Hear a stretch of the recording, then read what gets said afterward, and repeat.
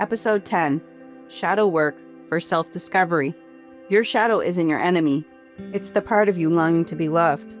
What if parts of yourself you've been running from are actually the keys to your greatest freedom? Shadow work isn't about fixing what's broken. It's about uncovering the hidden pieces of you that hold your deepest power. When we deny our shadow, we stay trapped in cycles of fear, projection, and self-sabotage. But when we face it with compassion, we begin to reclaim the energy we've buried and step into a more authentic version of ourselves. The shadow shows up in places we feel triggered, in the traits we reject in others, and in the moments we find ourselves repeating patterns we thought we've already outgrown. Instead of seeing these failures, shadow work invites us to see them as signposts, pointing us towards the parts of us that needed healing, love, and integration. This is the path of turning wounds into wisdom and pain into power. In this episode, we'll explore what shadow work really is, how to recognize our hidden aspects, and the profound benefits of embracing your whole self, both light and dark. If you're ready to stop running from your shadow and start walking with it, this conversation will guide you into the heart of self-discovery, where authenticity, freedom, and inner power are waiting. What shadow work is? Shadow work is the practice of exploring the parts of yourself that you've hidden, denied, or suppressed. What Carl Jung called the shadow. The shadow was made up of traits, emotions, and desires that don't fit with the image of who you think you're supposed to be. It's not limited to negative qualities. Often our shadow also holds positive traits like confidence, creativity, or power that were shamed or discouraged early in life. Shadow work invites you to bring these unconscious parts into awareness so they no longer control you from the background. The shadow develops through childhood conditioning, family dynamics, and societal expectations. When we're told to be quiet, don't cry, or that's not ladylike or masculine, you learn to push away parts of yourself to feel safe or accepted. Over time, those repressed pieces get stored into the unconscious, shaping your reactions, triggers, and behaviors without even realizing it. This is why shadow work can feel so transformative. It shines light on the hidden influences that drive your patterns in relationships. A common misconception is that the shadow is something bad or evil. In truth, the shadow is simply what is hidden. It only becomes destructive when it's ignored or denied, because that's when it leaks out unconsciously through projection, shame, or self-sabotage. By facing your shadow with compassion, you discover that it isn't something to fear. It's a key to self-awareness, authenticity, and personal freedom. Shadow work is not about eliminating darkness, but about integrating it so you can live as your whole self. Exercises for shadow work. Here are some journal prompts. Write down the traits in others that annoy or trigger you the most. Then ask, where does this exist in me? Or what part of me is this reflecting back? Dialogue with the shadow. Imagine sitting across from your shadow and asking it what it wants you to know. Write down the conversation as if you were speaking directly to it. Mirror exercise. Look into a mirror and name the qualities you've disowned in yourself. Practice saying, I accept this part of me. I choose to understand it rather than reject it. Projection awareness. The next time you judge someone, pause and ask, is this pointing to something I haven't accepted in myself?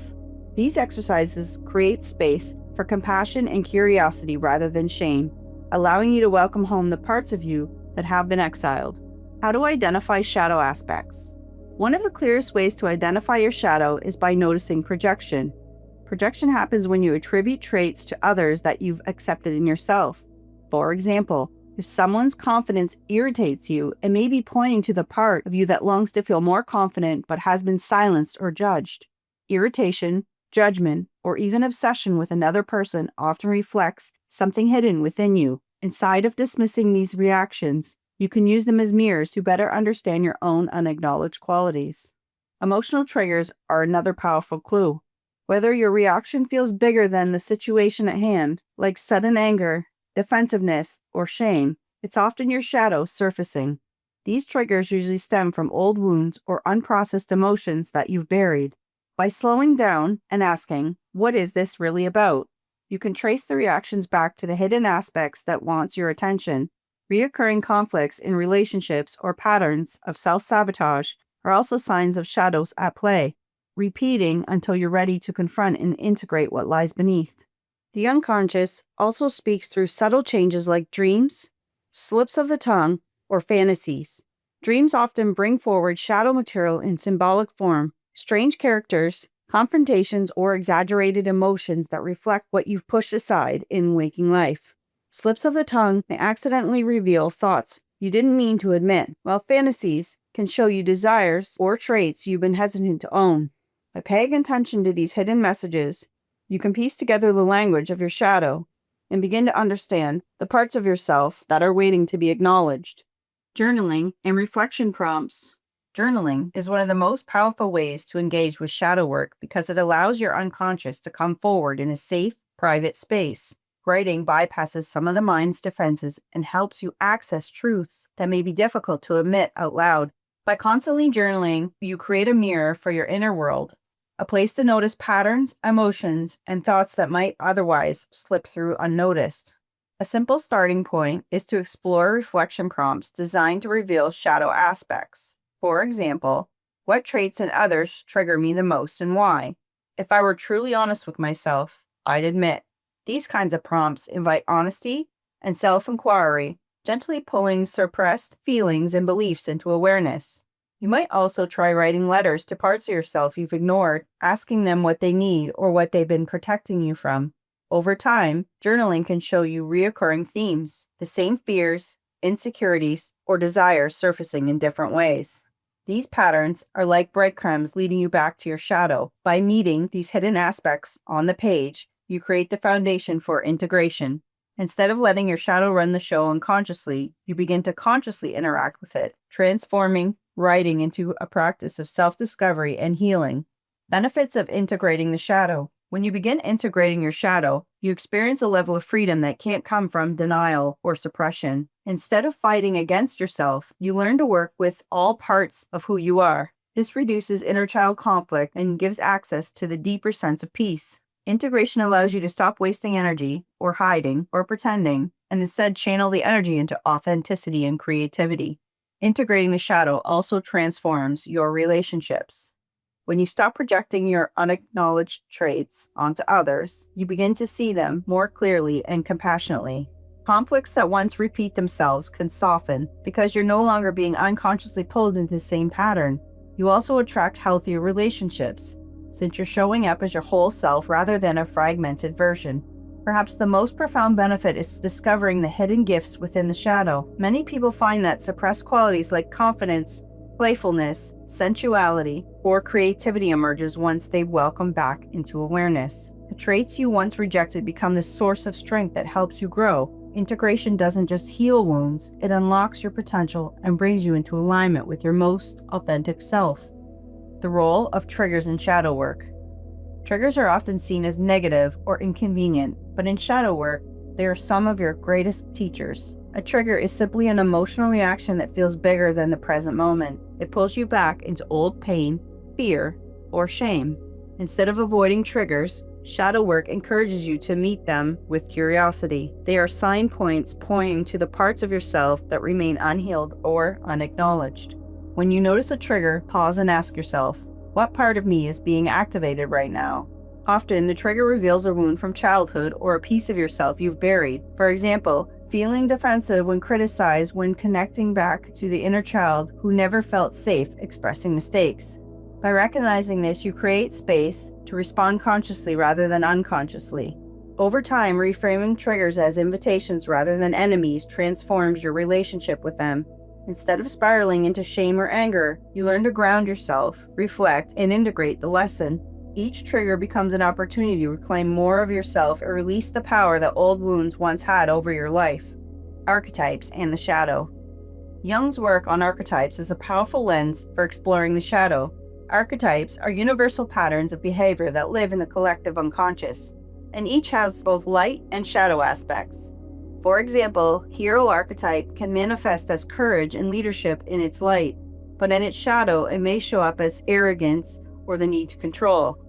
Recognizing these patterns help you see your own behaviors more clearly.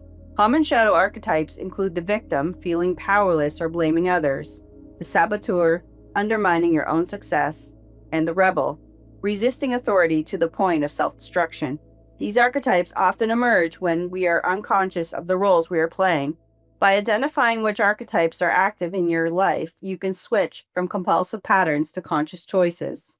Working with archetypes brings clarity and structure to shadow work. Instead of vague self-reflection, you have framework that helps you name and understand your pattern. This naming process itself is empowering because once you've seen an archetype in action, you no longer have to be controlled by it. You can choose how to integrate its energy into a healthy, balanced way. Shadow work in relationships. Relationships are one of the richest mirrors for shadow work because they constantly reflect back the parts of ourselves we can't see. When you're triggered by a partner, friend, or coworker, it's often your shadow being activated. Projection plays a huge role here. We project onto others the qualities we reject in ourselves, whether it's anger, selfishness, or even power. Reoccurring conflicts in relationships often highlight shadow dynamics. If you find yourself in the same argument again and again, it's worth asking, what unhealed part of me is being reflected here? Similarly, if you're repeatedly drawn to people who treat you a certain way, it may be your shadow trying to bring unresolved patterns to the surface. These cycles continue until the lesson is integrated. By using relationships as opportunities for shadow work, you grow in empathy, accountability, and authenticity. You stop blaming others for your discomfort, instead take responsibility for what's being stirred within you. This doesn't mean tolerating unhealthy behavior, but it does mean recognizing that every trigger is an invitation to heal deeper layers of yourself. Practical techniques for integration. Beyond journaling, there are many practical techniques for working with the shadow. Guided visualization is one powerful method. You can imagine meeting your shadow in meditation, giving it a voice, and asking it what it needs from you. This turns the shadow into an ally rather than an enemy. Creative expression is another path. Drawing, painting, dancing, or writing poetry allows hidden emotions to emerge in symbolic, non-linear ways. Dialogue with the shadow is also transformative practice. Write a conversation between your conscious self and your shadow self, asking it why it behaves the way it does and what is it protecting you from. Often, you'll discover that shadow aspects form to keep you safe in childhood and simply need to be acknowledged and redirected with love. Integration is about consistent practice, not a one-time breakthrough. You might commit to daily self-compassion, check-ins, affirmations like I embrace all parts of myself, or grounding exercises whenever you feel triggered. These small but steady practices train you to accept your wholeness and gradually dissolve the split between your conscious and unconscious selves. The spiritual dimension of shadow work. At its core, shadow work is not only psychological but also spiritual. Many spiritual traditions emphasize love and light. A true spiritual growth comes from embracing the whole, both light and shadow. By integrating your shadow, you move beyond spiritual bypass and into authentic self-realization. The shadow becomes a doorway to a deeper wisdom, compassion, and alignment with your higher self. When you welcome the shadow, you step into a fuller experience of wholeness. The darkness you once feared becomes a source of strength, empathy, and resilience. Instead of hiding your flaws or wounds, you discover that they were part of your soul's design, guiding you towards healing and expansion. This process brings you into harmony, not only with yourself, but with the world around you. Shadow work deepens every spiritual practice. Meditation, prayer, and energy work all become more profound when you're not running from parts of yourself. By facing the shadow, you embody authenticity, humility, and unconditional love. Spiritually, shadow work is the path of becoming whole, not perfect, but real, grounded, and free. Here are some key takeaways. Owning your shadow is freedom. When you deny your shadow, you remain chained to it, replaying old patterns, reacting from wounds, and projecting your unhealed parts onto others. Owning your shadow doesn't mean glorifying your pain or mistakes. It means acknowledging them with honesty and compassion. The moment you stop hiding from yourself, you stop being controlled by the parts you pretend don't exist. Freedom comes from reclaiming the energy you've been using to suppress, deny, or mask those hidden aspects. When you own your shadow, you no longer fear being exposed because you've already accepted yourself fully.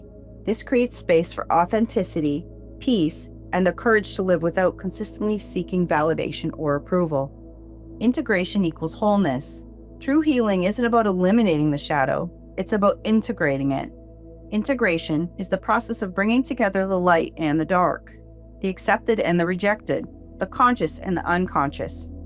Until you can hold them all without judgment, this is where you find wholeness, not in perfection, but in radical self-acceptance. When you integrate your shadow, you become more resilient and balanced. You stop fragmenting yourself into good and bad, and instead embrace the complexity of being human.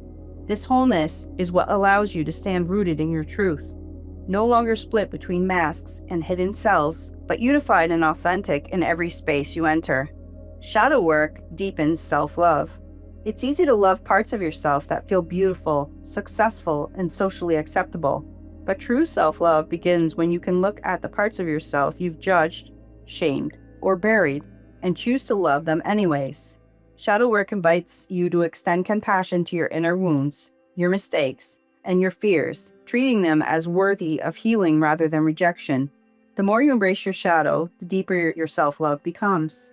You begin to see that you are not broken but layered with every part holding wisdom and purpose.